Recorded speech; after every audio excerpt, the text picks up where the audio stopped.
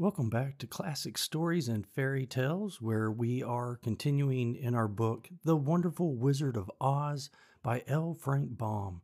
So we're going to start today with Chapter 7, The Journey to the Great Oz. They were obliged to camp out that night under a large tree in the forest, for there were no houses near. The tree made a good, thick covering to protect them from the dew, and the Tin Woodman chopped a great pile of wood with his axe, and Dorothy built a splendid fire that warmed her and made her feel less lonely. She and Toto ate the last of their bread, and now she did not know what they would do for breakfast. "If you wish," said the lion, "I will go into the forest and kill a deer for you. You can roast it by the fire, since your tastes are so peculiar that you prefer cooked food, and then you will have a very good breakfast." "Don't. Please don't," begged the Tin Woodman. "I should certainly weep if you killed a poor deer, and then my jaws would rust again." But the lion went away into the forest and found his own supper, and no one ever knew what it was, for he didn't mention it. And the Scarecrow found a tree full of nuts, and filled Dorothy's basket with them, so that she would not be hungry for a long time. She thought this was very kind and thoughtful of the Scarecrow, but she laughed heartily at the awkward way in which the poor creature picked up the nuts. His padded hands were so clumsy, and the nuts were so small that he dropped almost as many as he put in the basket. But the Scarecrow did not mind how long it took him to fill the basket, for it enabled him to get away from the fire, as he feared a spark might get into his straw and burn him up. So he kept a good distance away from the flames, and only came near to cover Dorothy with dry leaves when she lay down to sleep. These kept her very snug and warm, and she slept soundly until morning. When it was daylight, the girl bathed her face in a little rippling brook, and soon after they all started toward the Emerald City. This was to be an eventful day for the travelers. They had hardly been walking an hour when they saw before them a great ditch that crossed the road and divided the forest as far as they could see on either side. It was a very wide ditch, and when they crept up to the edge and looked into it, they could see it was also very deep, and there were many big, jagged rocks at the bottom.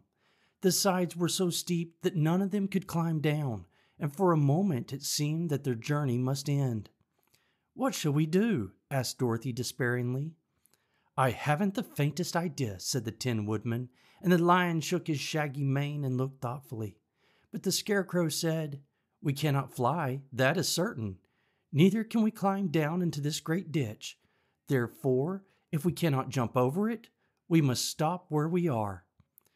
"I think I could jump over it," said the Cowardly Lion after measuring the distance carefully in his mind. "Then we are all right," answered the Scarecrow, "for you can carry us all over on your back, one at a time." "Well, I'll try it," said the Lion. "Who will go first?" "I will," declared the Scarecrow, "for if you found that you could not jump over the gulf, Dorothy would be killed, or the Tin Woodman badly dented on the rocks below. But if I am on your back, it will not matter so much, for the fall would not hurt me at all."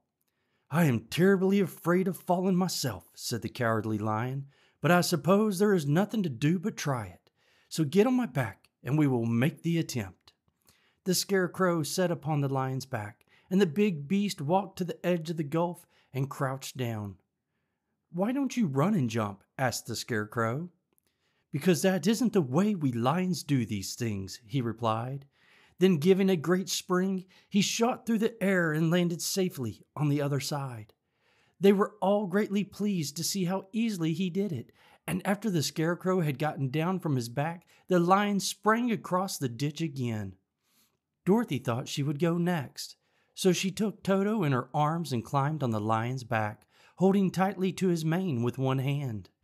The next moment it seemed as if she were flying through the air, and then, before she had time to think about it, she was safe on the other side.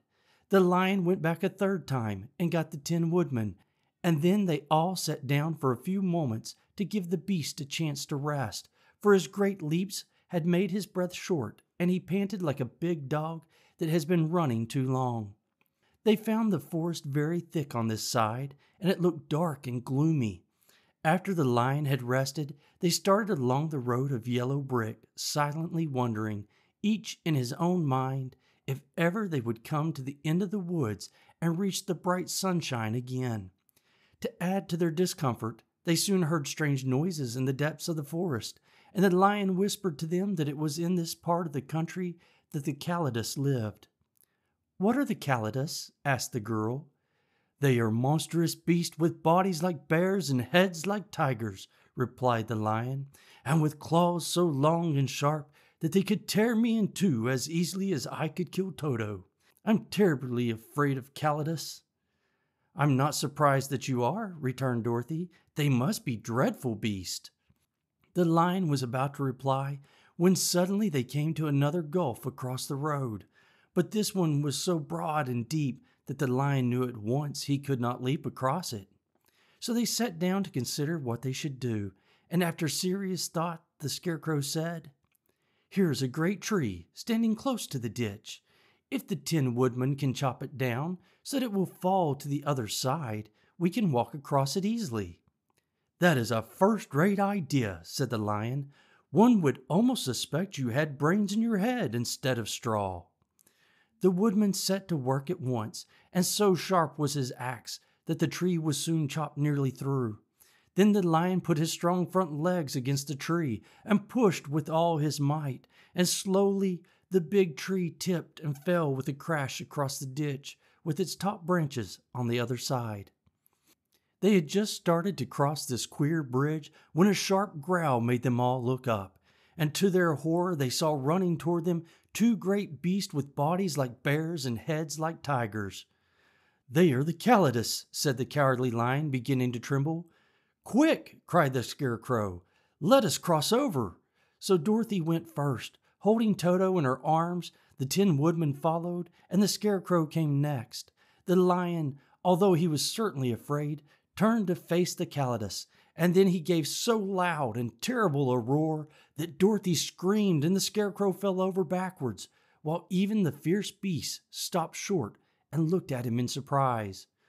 But, seeing they were bigger than the lion, and remembering that there were two of them and only one of him, the Calidus again rushed forward, and the lion crossed over the tree and turned to see what they would do next.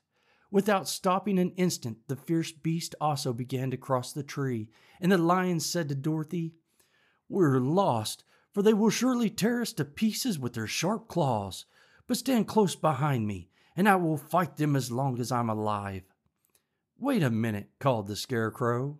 He had been thinking what was best to be done, and now he asked the woodman to chop away the end of the tree that rested on their side of the ditch. The Tin Woodman began to use his axe at once, and just as the two Calidus were nearly across, the tree fell with a crash into the gulf, carrying the ugly, snarling brutes with it, and both were dashed to pieces on sharp rocks at the bottom. "Well," said the Cowardly Lion, drawing a long breath of relief, "I see we are going to live a little while longer, and I am glad of it, for it must be a very uncomfortable thing not to be alive. Those creatures frightened me so badly that my heart is beating yet." "Ah," said the Tin Woodman sadly, "I wish I had a heart to beat." This adventure made the travelers more anxious than ever to get out of the forest, and they walked so fast that Dorothy became tired and had to ride on the lion's back. To their great joy, the trees became thinner the farther they advanced, and in the afternoon they suddenly came upon a broad river flowing swiftly just before them. On the other side of the water they could see the road of yellow brick running through a beautiful country, with green meadows dotted with bright flowers, and all the road hoarded with trees hanging full of delicious fruits. They were greatly pleased to see this delightful country before them. "How shall we cross the river?" asked Dorothy. "That is easily done," replied the Scarecrow.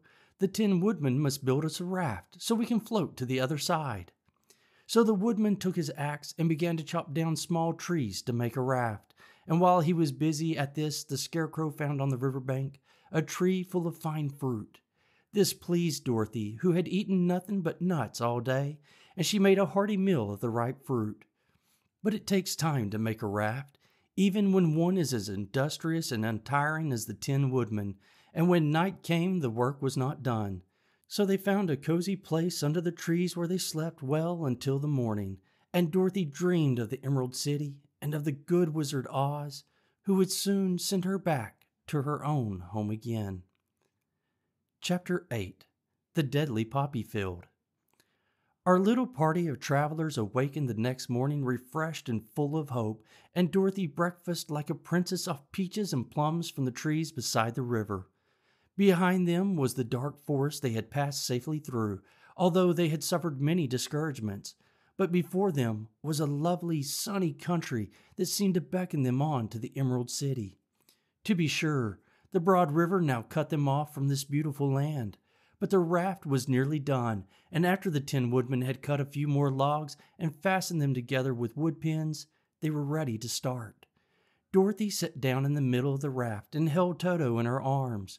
When the Cowardly Lion stepped upon the raft, it tipped badly, for he was big and heavy, but the Scarecrow and the Tin Woodman stood upon the other end to steady it, and they had long poles in their hands to push the raft through the water.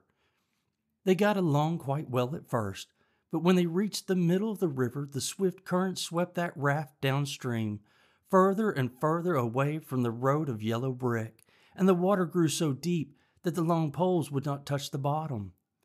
"This is bad," said the Tin Woodman, "for if we cannot get to the land, we shall be carried into the country of the Wicked Witch of the West, and she will enchant us to make us her slaves." "And then I should not get no brains," said the Scarecrow. "And I should get no courage," said the Cowardly Lion. "And I should get no heart," said the Tin Woodman. "And I should never get back to Kansas," said Dorothy. "We must certainly get to the Emerald City if we can," the Scarecrow continued, and he pushed so hard on his long pole that it stuck fast in the mud at the bottom of the river. Then, before he could pull it out again or let go, the raft was swept away, and the poor Scarecrow was left clinging to the pole in the middle of the river. "Goodbye," he called after them, and they were very sorry to leave him. Indeed, the Tin Woodman began to cry, but fortunately remembered that he might rust, and so dried his tears on Dorothy's apron. Of course, this was a bad thing for the Scarecrow. "I am now worse off than when I first met Dorothy," he thought.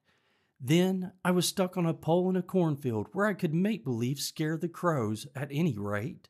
But surely there is no use for a Scarecrow stuck on a pole in the middle of a river. I am afraid I shall never have any brains after all." Down the stream the raft floated, and the poor Scarecrow was left far behind. Then the Lion said, "Something must be done to save us. I think I can swim to the shore and pull the raft after me, if you will only hold fast to the tip of my tail." So he sprang into the water, and the Tin Woodman caught fast hold of his tail. Then the Lion began to swim with all his might toward the shore. It was hard work, although he was so big, but by and by they were drawn out of the current, and then Dorothy took the Tin Woodman's long pole and helped push the raft to the land. They were all tired out when they reached the shore at last and stepped off upon the pretty green grass, and they also knew that the stream had carried them a long way past the road of yellow brick that led to the Emerald City.